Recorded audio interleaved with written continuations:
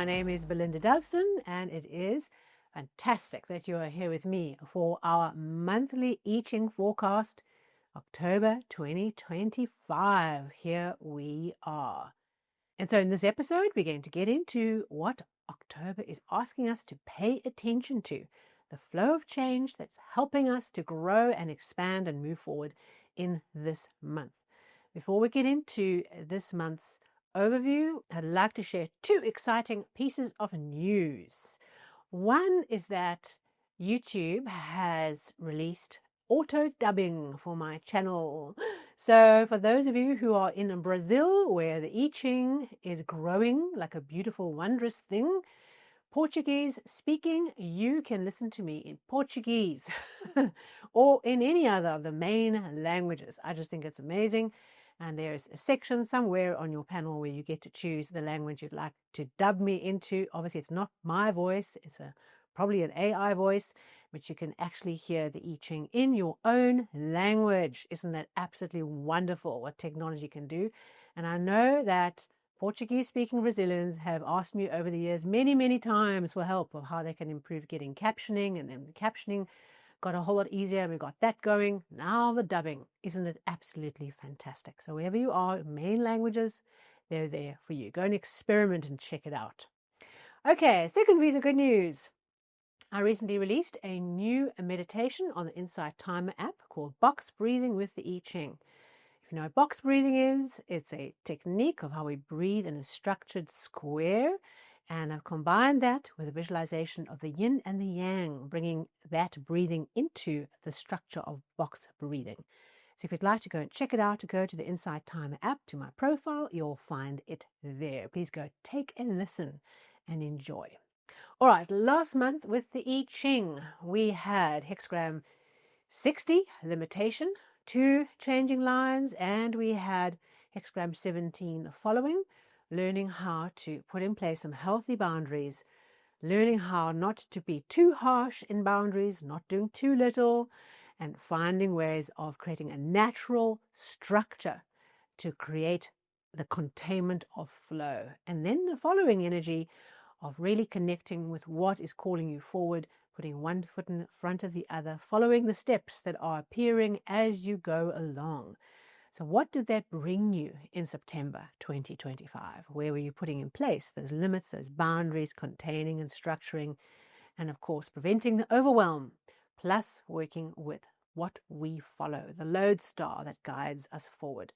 If you have any comments, please do share them. I really, in retrospect, I look back, I hadn't worked with the monthly very in depth like I normally do, and I looked back and I realized I had been putting in place boundaries and controls and structures and all kinds of things the whole month, and they were extremely valuable, and the I Ching was doing its thing anyway. So that's my story. Okay, so let us get into this month's overview. What is the I Ching asking us to pay attention to more than any other thing that is sitting with us? Remember, there are 64 hexagrams, 64 states of change. The fact that we get these particular states of change when I cast the coins and ask the question, what should we focus on this month, is one little facet, okay, that we're looking at. But all the other 63 facets are there. We just are letting this particular one come out of the quantum soup to say, whoa, pay attention to me. Okay, so there's clearly work from last month not yet done, because for a second month in a row, our main hexagram for this month is hexagram 60, limitation. Not the same changing lines, okay, only one changing line, but we are still working with this energy. This hexagram, if we look at the structure, there's water on the top and a lake on the bottom, right? The lake that's already quite full has got rivers flowing into it, okay, lots of water. And what that can do is, if we don't take care and create structure and put boundaries in and restrict, we can have the water flowing over the edge of the lake and causing damage and chaos. Okay, we can overflow. If you felt last month moments where you feel overwhelmed, where there's just too much pumping down, okay, and we had to put in place some controls, that's the kind of energy we're trying to mitigate in working with this hexagram. So clearly, whatever we started, with the controls we put in place, with the boundaries, all right, with the limits we put in place, or the limits we experienced last month, we are still working through that. Different outcome hexagram though. Okay, so when we work with hexagram 60 limitation, what we are experiencing is one is perhaps limits being placed upon us. Maybe those are external limits that someone else is imposing, a boundary, maybe a timeline, okay, or a scope, okay. Things are being ring-fenced and cauterized. Perhaps you're on the receiving end, and that's how you experienced it last month. So that can be one way that we experience limits in our lives. Perhaps you're wanting to expand, do something grandiose, reach outside of where we are, and the limit comes externally. And often when those limits come in retrospect, down the line, we look back and we realize they were helping us, because if we didn't have the limit, we would have gone too far, too much, too overwhelmed, too down a rabbit hole, and not get the result we need. So limits from the external world to ourselves. Maybe that's cash limits. Maybe that's responsibility limits. Maybe that's a no from a customer, or some kind of expansion that is just not getting going, it's not getting the right support to get it moving forward. And then perhaps there are limits from a different angle that we can proactively put in place to achieve something.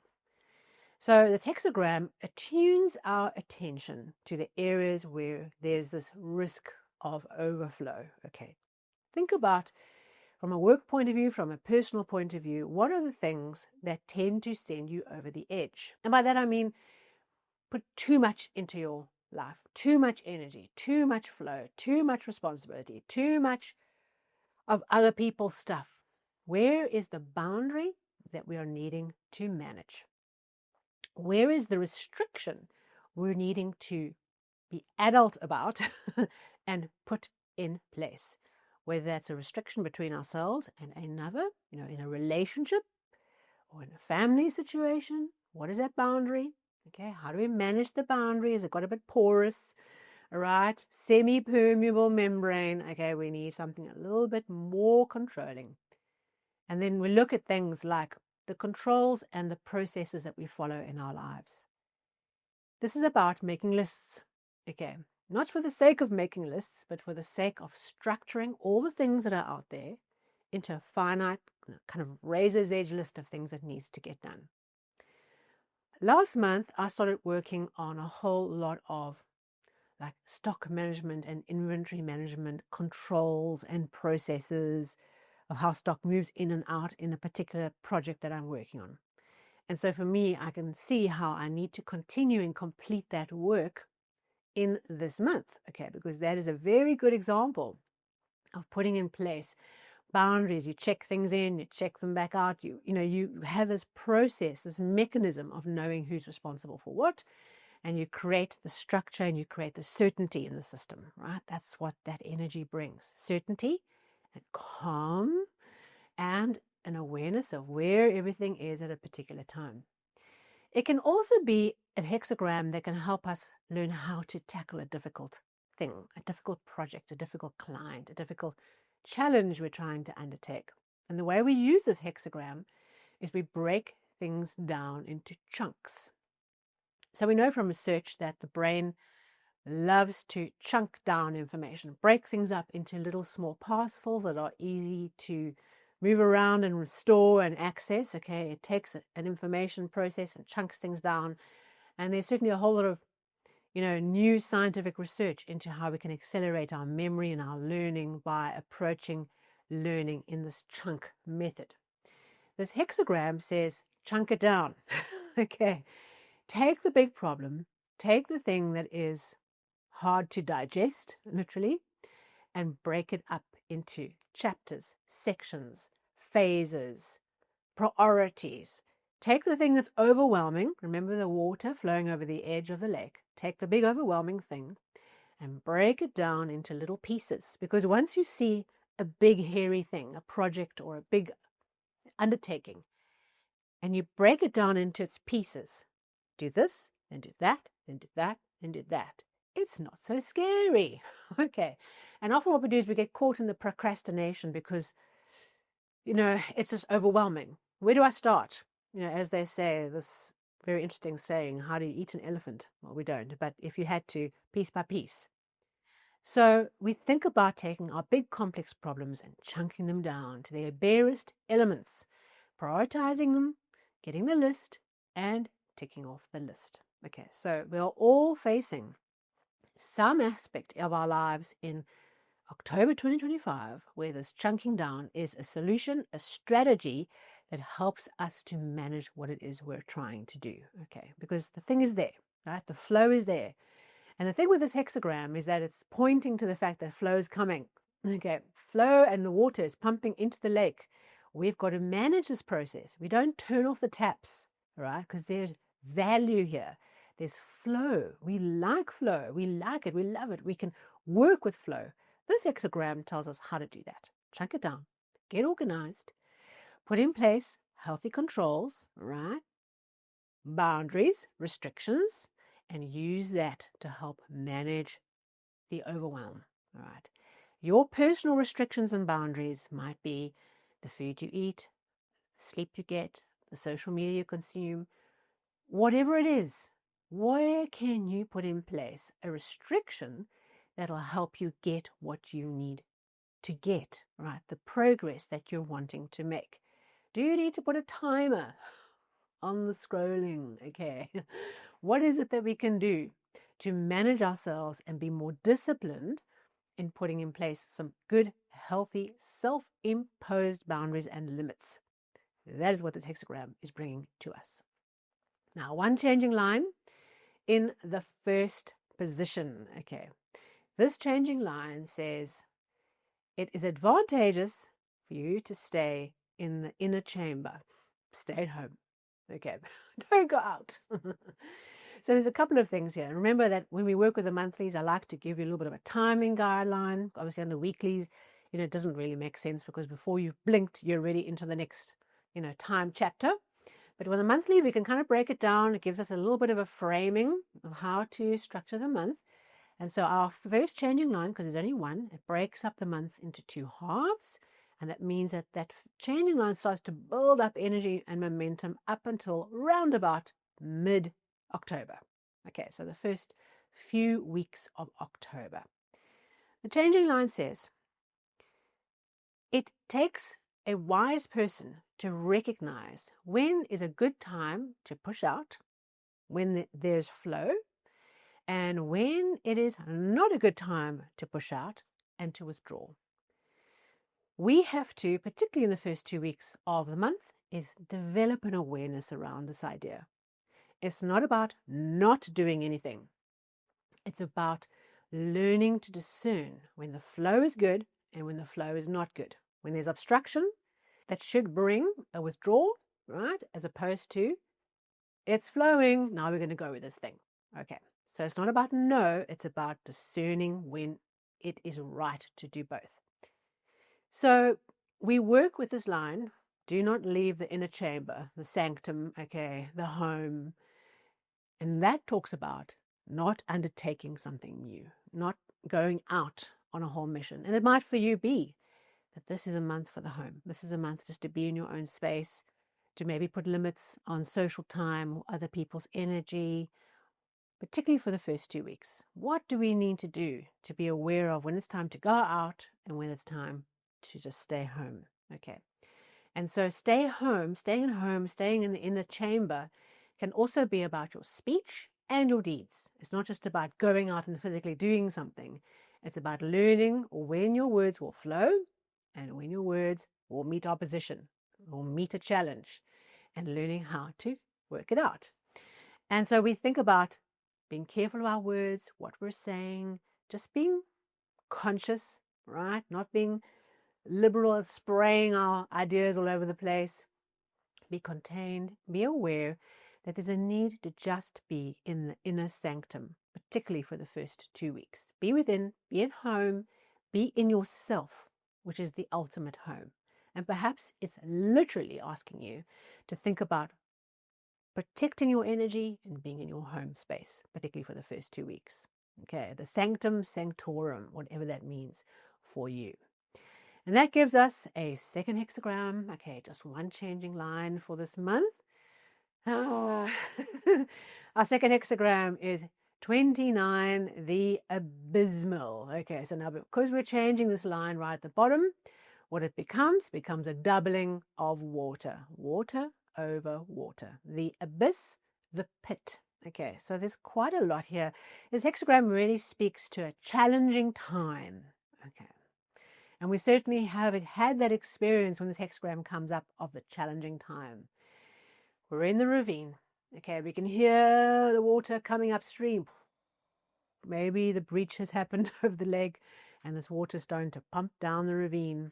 Okay, we have the opportunity to allow the change to happen. So this is a situation where there's risk, there's danger, but it's going to be okay. And the way that we make it okay is we be like water. When that water comes, we don't lock in and become earth and stone, okay, to resist the water. We will not win against that water. We let go into the water. Okay, we become water. We let the water take us. And we don't panic. We don't use up all our strength trying to splash around in that water and fight the water. We're wearing a life jacket and we just let the water carry us out safely down the ravine. So we are all undertaking some interesting things this month, because you think about the first hexagram when there's water pumping into the lake, okay, so the risk of overwhelm, and now we have the doubling of overwhelm, okay, water pumping, challenges to overcome, things to deal with, issues, okay, whatever it is going to be, we're going to get it. We are going to get it, and we can handle it. We can make wonderful progress as we work with this energy, but we have to be like water. We have to become a water molecule that just rolls over the other water molecules. Okay, that's what's happening. It is they just roll over each other. They don't try and fight. They don't try and resist. They just go with the flow. Okay, we have to let the water take us. So there is risk. There is challenge. There is intensity. Okay, when we get this hexagram, it's usually incredibly intense because the pace and the water and the energy in that water. Okay, it might feel like life and death, but if we just be like the water molecule, okay, all right, we let it flow, we can do it. So I think we're all under the gun here in October. We're under pressure. Okay, we've got quite a lot of things pumping into our lives, pumping into our businesses, into our life streams, as it were. And we have to learn how to manage that. First by the controls, all right? And then by when it's time to let go, is to let go of the edge of the cliff and let the water take us. So we've got two different strategies, very water-centric this month. Perhaps it's going to be quite an emotional journey. We will get through it together. The water becomes our friend. If we become one with the water molecule, we can do it. A very interesting month. I look forward to seeing how it pans out for us all and how far we're able to move, because we learned how to control and we learned how to flow. And we put those things to practice through the I Ching this month. If you enjoyed this episode, a thumbs up, a like would be really great. If you are new to the channel, it would be really great if you hit the subscribe and the little bell so that you get the new episodes straight into your app. Same with the podcast version, the little follow button. And I look forward to seeing you soon for our first weekly overview for October. Until then, take care.